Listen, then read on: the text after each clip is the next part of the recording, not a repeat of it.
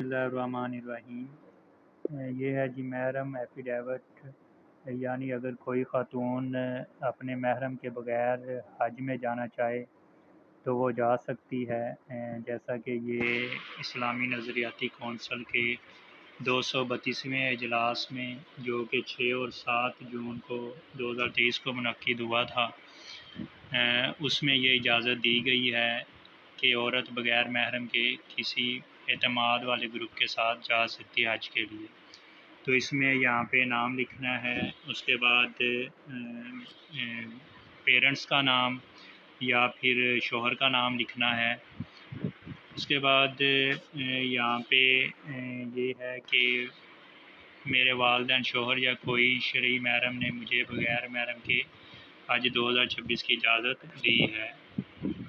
اس کے بعد وہ اقرار کرتی ہے کہ میں قابل اعتماد خواتین کے گروپ میں ہوں۔ یہاں پہ جو اہم چیز ہے نمبر شمار، نام اور شناختی کارڈ نمبر۔ یہ ایم سی کیوز کے لیے آپ کو یاد ہونا چاہیے کہ جو محرم والا ایفیڈیوٹ تھا اس میں کون کون سی چیز ریکوائر تھی۔ اس کے بعد یہ کسی قسم کا فساد یا خطرے کا اندیشہ نہیں ہوگا، یہ اقرار الفاظ۔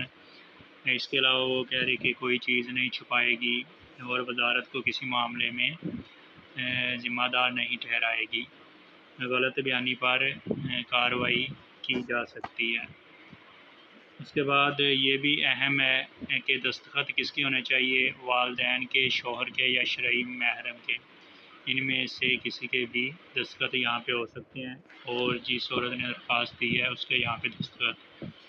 اس کے بعد 2 گواہ بھی چاہیے اس کے لیے، گواہ نمبر 2، گواہ نمبر 1۔